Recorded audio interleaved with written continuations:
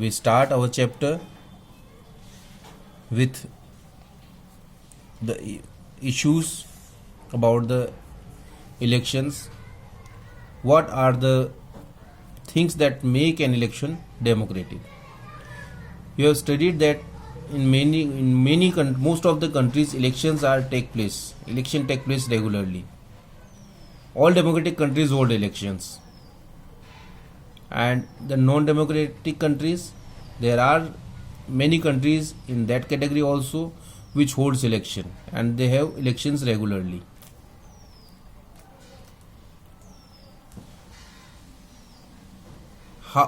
So it is on us to distinguish between these, that whether the election is democratic or not.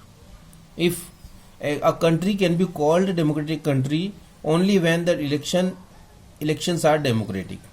If the elections are not democratic, then that will not be called a democratic country.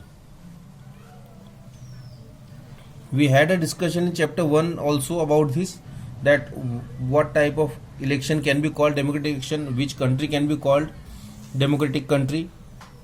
So now again we discuss some issues by which we can consider that a country is democratic country or it's not a democratic country.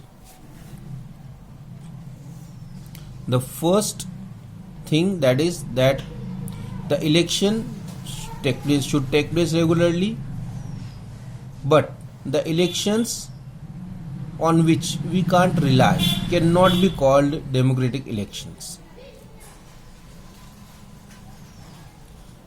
The elections on which we can rely, on which we can have a faith, will be called the democratic elections. So what are the minimum conditions that are required for an election to be called democratic? First, everyone should be able to choose. This means that everyone should have one vote, or every vote should have equal value. This is the basic requirement of an election to be called as democratic election, because if everyone is not getting a chance to elect a leader, then you cannot say that the government is chosen by the people of the country, that is chosen by a smaller section of the society. So everyone should have one vote, and every vote should have equal value, whether that is of the richest person of the country or that is of the poorest person of the country, whether that is of the strongest person of the country or the weakest person of the country. Second, there should be something to choose from.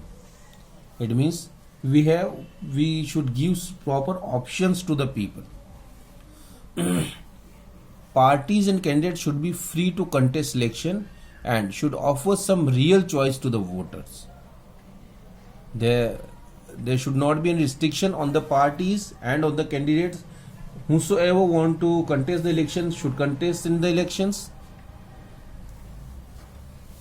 and people should have choices.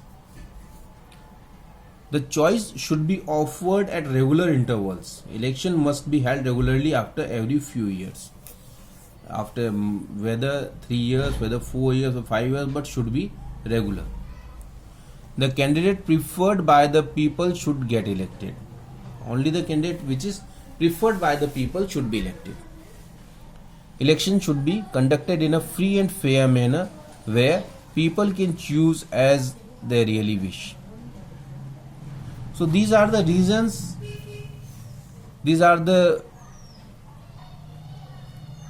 characteristics should be there if you want to call an election a democratic election.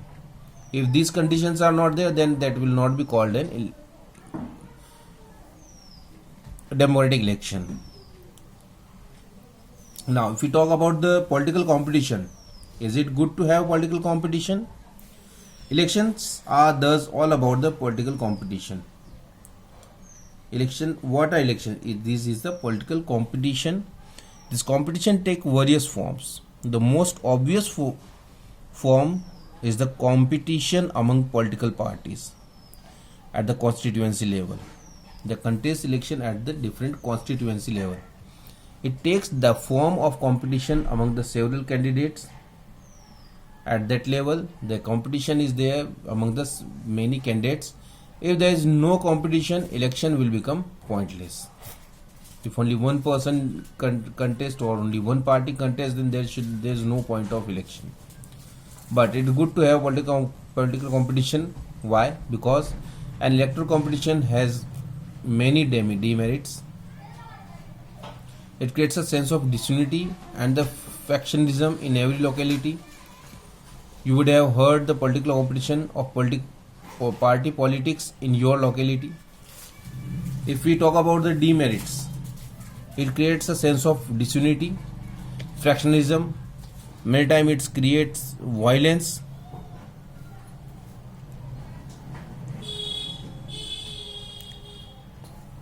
Many times the good person who are able to contest the election and to run the country do not want to interfere in these because they don't think that it's good.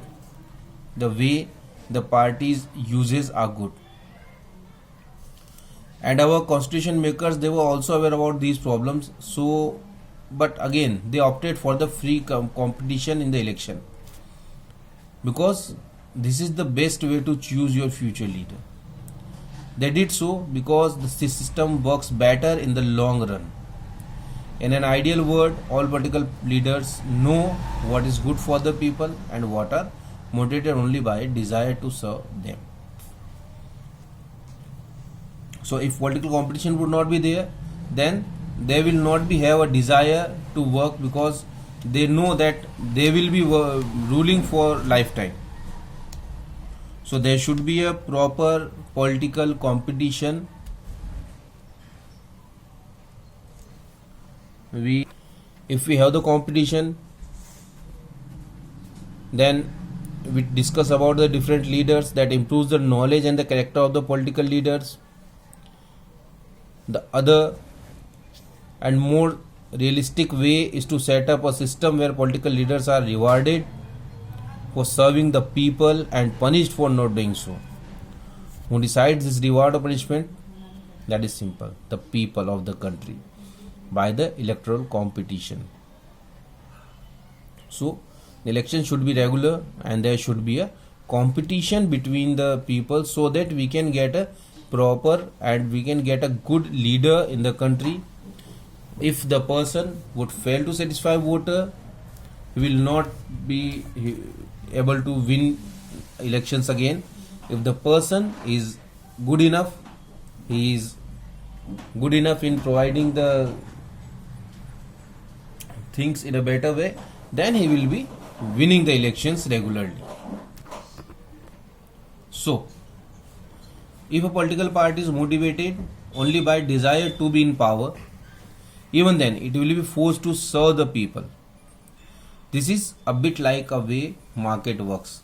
Just you have seen in the market, if the shopkeepers, they are interested in profit. If they are getting profit, they provide good services. If they are not getting profit, they do not provide good services.